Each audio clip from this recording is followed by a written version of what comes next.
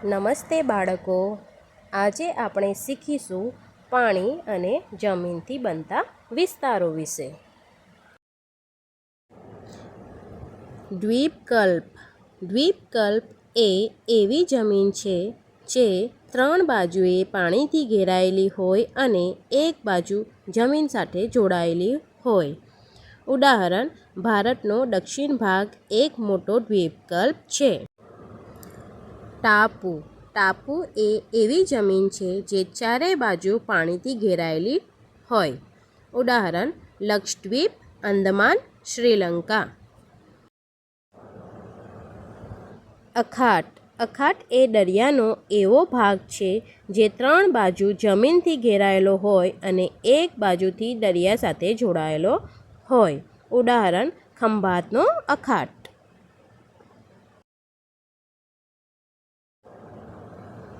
મેદાન. મેદાન એ એવી જમીન છે જે સમથળ એટલે કે સરળ અને સપાટ હોય છે અને તેમાં ઊંચા નીચા પહાડો કે ટેકરીઓ ઓછી હોય છે. ઉદાહરણ: ગંગા યમુના મેદાન, ગુજરાતનું મેદાન, પંજાબનું મેદાન. સમુદ્રી ડોણી. સમુદ્રી ડોણી એ સંકુચિત એટલે કે પાતળી પાણીની પટ્ટી છે જે 2 જમીનના ભાગોને અલગ કરે છે અને 2 મોટા જળાશયો એટલે કે સમુદ્ર અને મહાસાગરને જોડે છે. ઉદાહરણ: જીબ્રાલ્ટર ડોણી અને પાલ્ક ડોણી. સંયોગી ભૂમિ. સંયોગી ભૂમિ એ એવી સંકુચિત જમીનની પટ્ટી છે જે 2 મોટા ભૂખંડોને જોડે છે અને તેની બંને બાજુએ પાણી હોય છે.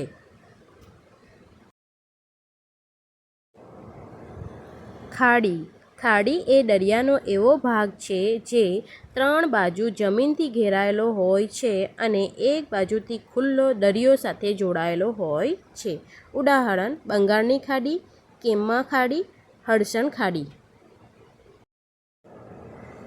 ભૂતળ. ભૂતળ એટલે પૃથ્વી પરની જમીનના વિવિધ સ્વરૂપો. અલગ અલગ જગ્યાએ જમીન અલગ રીતે દેખાય છે એને જ ભૂતળ કહેવામાં આવે છે. ફર્સ્ટ પર્વત, સેકન્ડ ટેકરી, ત્રીજું પટ્ટ, ચોથું મેદાન, પાંચમું રણ, છઠ્ઠું દરિયા કિનારો, સાતમું ટાપુ, આઠમું દ્વીપકલ્પ, નવમું સંયોગી ભૂમિ. Thank you for watching. Like, share and subscribe my channel. Thank you.